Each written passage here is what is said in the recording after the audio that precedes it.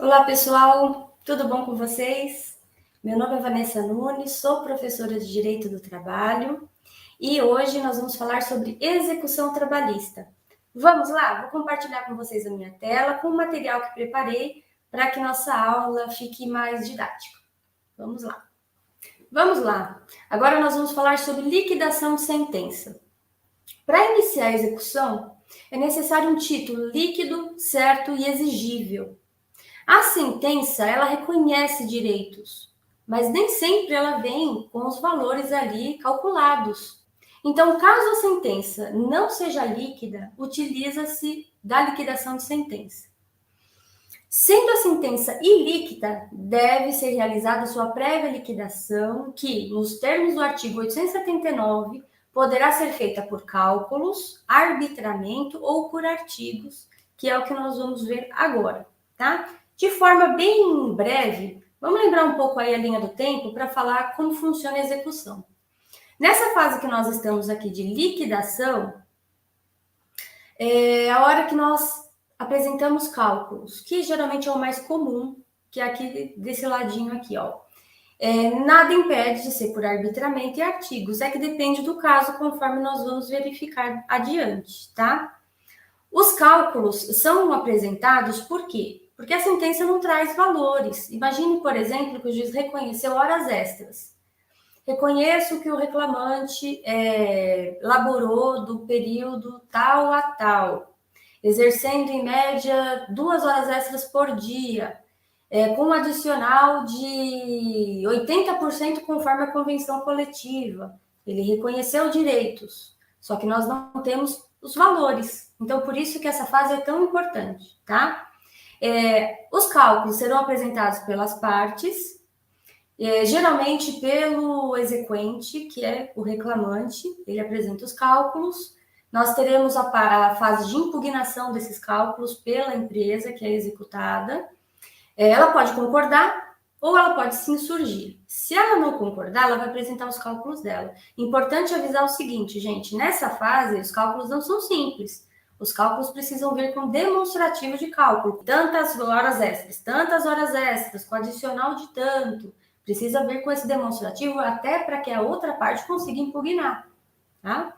Então, as partes, elas apresentam cálculos, temos aí a impugnação. Se for o caso, ou seja, se houver uma discordância, o juiz pode nomear um perito para a realização de perícia. Nessa perícia, o perito é de confiança do juízo, e ele que vai proceder com os cálculos. Apresenta os cálculos, as partes terão prazo para poder se manifestar quanto àqueles cálculos do perito, se tem algum erro ou algum esclarecimento, por exemplo. Feito isso, os cálculos serão homologados. Homologados é quando o juiz os reconhece e eles serão válidos para começar a execução, tá? Após isso, vai ser expedido o mandado de citação e penhora, ok? Vamos parar por aqui, até para que eu consiga explicar as outras fases. Vamos lá.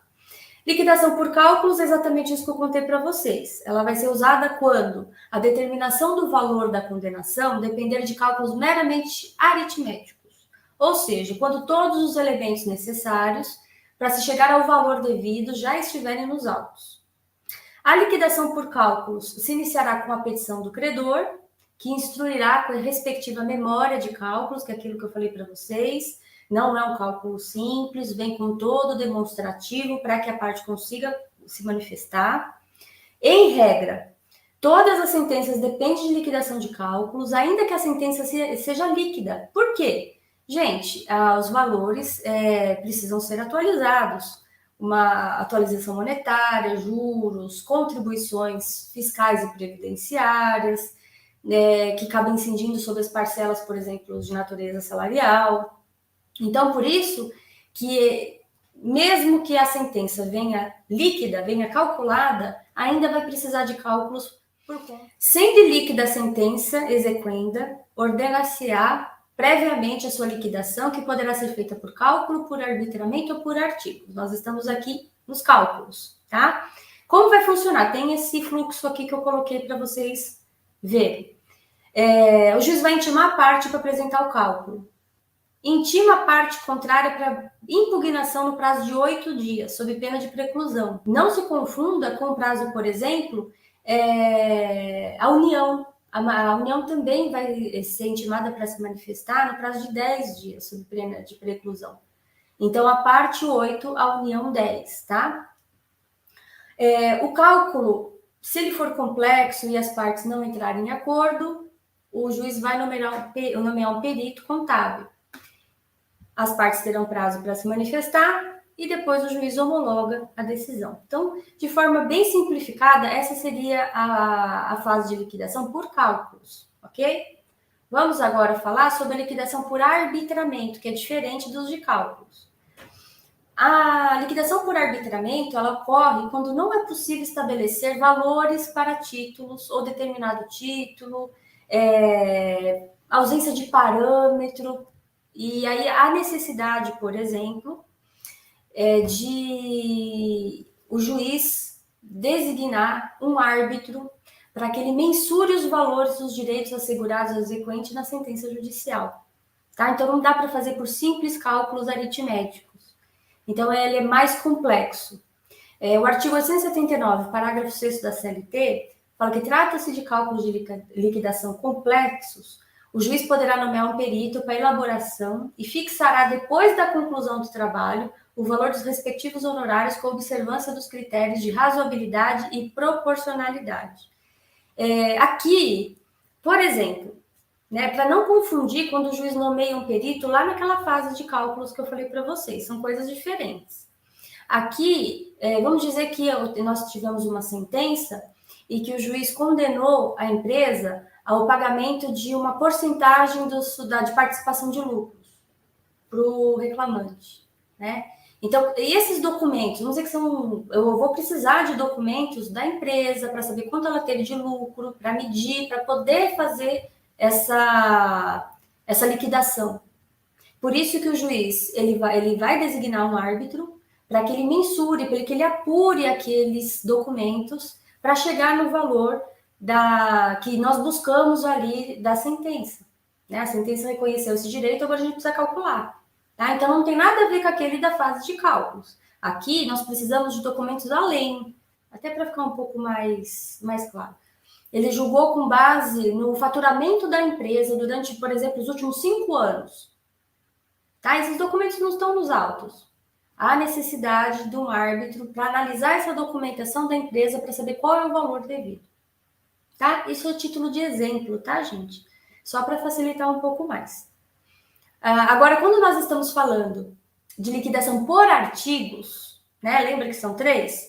Nós temos os cálculos, nós temos esse que eu acabei de comentar com vocês por arbitramento e agora aqui por artigos.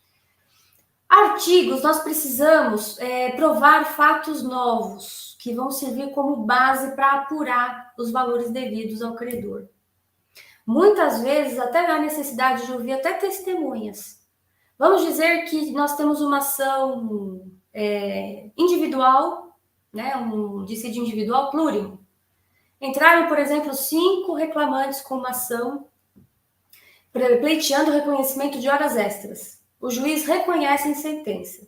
Só que agora nós precisamos apurar quanto de horas extras para cada um. A gente precisa apurar quanto que cada um teve.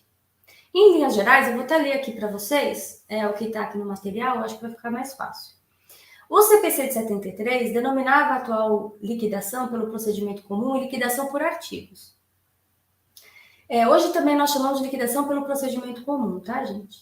No artigo 509, inciso 2º do CPC, será realizada a liquidação pelo procedimento comum sempre que houver a necessidade de provar fatos novos que servirão de base para a apuração do valor devido ao credor. Vale ressaltar que nessa modalidade de liquidação não é permitida a iniciativa do juiz de ofício. Um exemplo clássico, que eu até coloquei aqui para vocês, é no caso da sentença que, embora reconheça o pedido de horas extras, não as quantifica. O exequente deverá apresentar uma petição inicial alegando os fatos a serem provados, sendo a parte contrária intimada para responder o pedido e, posteriormente, proferida uma sentença. Nota-se que, com a liquidação por artigos, se inicia um novo processo, que será submetido ao procedimento ordinário, contando inclusive com a produção de provas, porque a gente precisa quantificar. Temos uma sentença que reconhece direito, mas não quantificou. Coloquei aqui para vocês uma definição de Sérgio Pinto Martins. Utiliza-se da liquidação por artigos quando haja necessidade de prova de fatos novos para fixação do valor, do quanto. Pressupõe-se, porém, já aprovada a obrigação, mas ainda não a sua extensão. Na liquidação por artigos, os elementos não estão integralmente nos autos, sendo que alguns estão fora dos autos, mas podem ser obtidos. Né? Então, olha só, ele fala que reconhece direitos, né? Mas a gente não sabe qual é a extensão desses direitos. Por isso que há necessidade dessa liquidação pelo procedimento comum, liquidação por artigos. Vamos falar agora sobre a impugnação à sentença de liquidação. Importante frisar o seguinte, embora seja um costume nós falarmos sentença de liquidação, gente, a natureza jurídica dessa decisão é de decisão interlocutória, tá? Então, frisa aí, reforça as suas anotações, que embora a gente fale sentença de liquidação, é natureza jurídica de decisão interlocutória e não seja interposição de recursos, tá? Artigo 893, parágrafo 1º da CLT. E tampouco permite o ajuizamento de ação rescisória, tá? Então, não confundam aí. Nossa, professora, mas e aí, né? Quando o juiz ele homologa os cálculos, como que eu faço, né? Porque não cabe recurso. Gente, o prazo vai ser de 8 dias para impugnação, sob pena de preclusão. Não vai ter outra oportunidade. Você vai ter 8 dias, comum, hein? Comum significa que é tanto para o executado quanto para o exequente. 8 dias. E não confundam com o prazo da união do INSS, que eu já até falei lá atrás. Prazo de 10 dias para se manifestar é do INSS, da União. Também sob pena de preclusão, tá? Mas das partes, 8 dias. Ok? Então, vamos lá. E quando nós estamos falando de execução contra o devedor solvente, né? Qual é o nosso principal objetivo? Expropriar bens para satisfazer o direito do credor. Nós queremos que o credor ele receba o valor que ele está pleiteando, que já foi reconhecido por sentença, tá? Inicia-se com a expedição do mandado de citação, nos termos do artigo 880 da CLT. Na fase de execução de sentença, diferentemente de como ocorre na fase de conhecimento, a citação é pessoal, via oficial de justiça. Lá na fase de conhecimento, quando nós falamos da citação do réu, né, que uma vez expedido, mandado de citação, entende-se que em 48 horas presume que ele foi citado, aqui é diferente. Aqui, na fase de execução, a citação é pessoal, ok? Ou seja, deve ser realizada na pessoa do executado, não basta mera notificação, que pode ser entregue a qualquer funcionário da empresa, não é o caso. Aqui, precisa essa citação ser pessoal. O executado, ele será citado no prazo de 48 horas para pagar a dívida devida. Tá? Já foi reconhecido ali, o juiz já homologou os cálculos e reconheceu que aquele valor é o devido. E aí, quando expede o mandado de citação, ele tem 48 horas para fazer o pagamento, tá?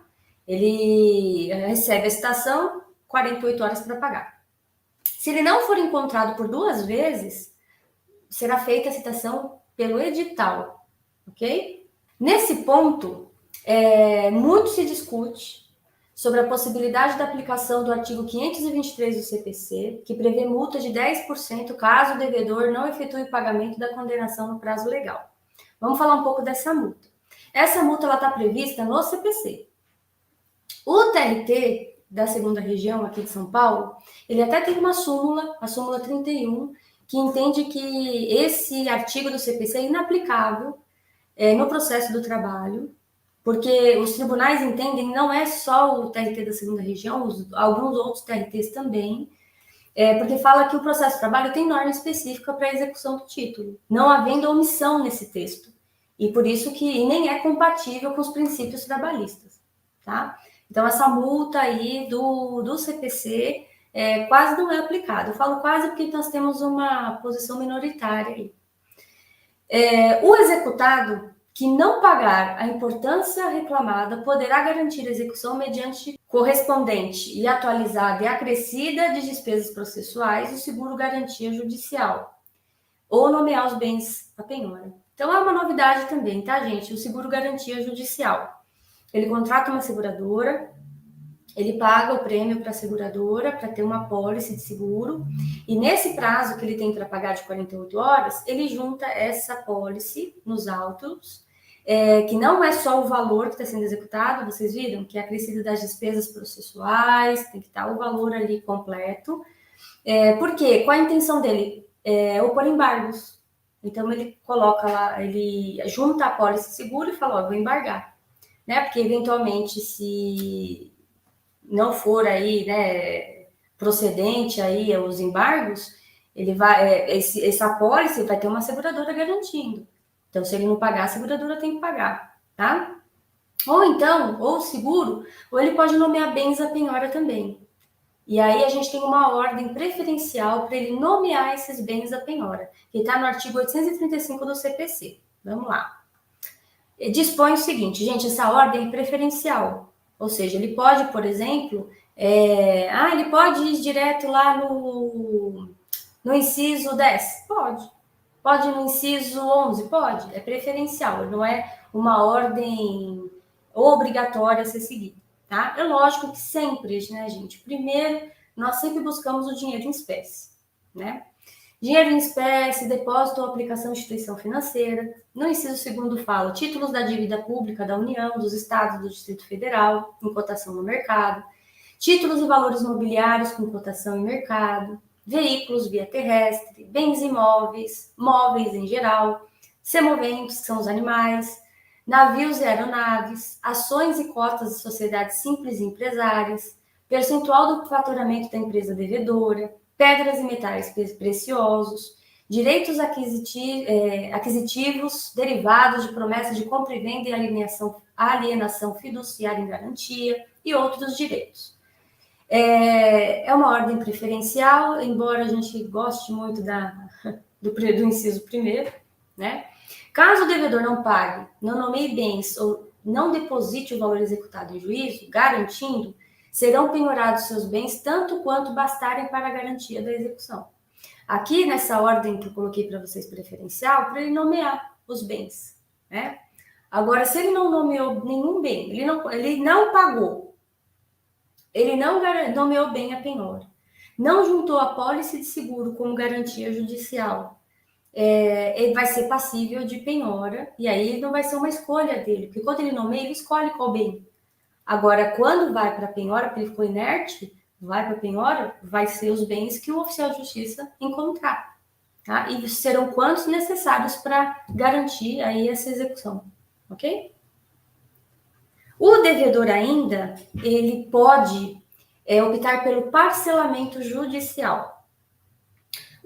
A Instrução Normativa 39 de 2016, no artigo 3º, inciso 21, ele fala que nós acolhemos aí, né, nós adotamos o artigo 916 do CPC, que fala que no mesmo prazo para embargos, reconhecendo o crédito do exequente e comprovando o depósito de 30% do valor em execução, que tem que ser acrescida de custas e honorários advocatícios, se houver, o executado poderá requerer o parcelamento do restante em até 6 parcelas mensais, acrescidas de correção monetária e juros de 1% ao mês. Então, ele vai lá, 30% ele deposita, vamos ver que deve 100 mil, né? 30 mil ele deposita e os 70 mil vai ser dividido em 6 parcelas, conforme acabei de explicar. Então, nós sim aplicamos o CPC nessa fase aqui, ok? Vou encerrar por aqui. Na próxima aula, nós vamos falar sobre execução de título executivo extrajudicial, falar um pouquinho, né, sobre possível cheque, nota promissória, novidades aí que nós temos. E eu aguardo vocês. Até daqui a pouco. Tchau, tchau, gente.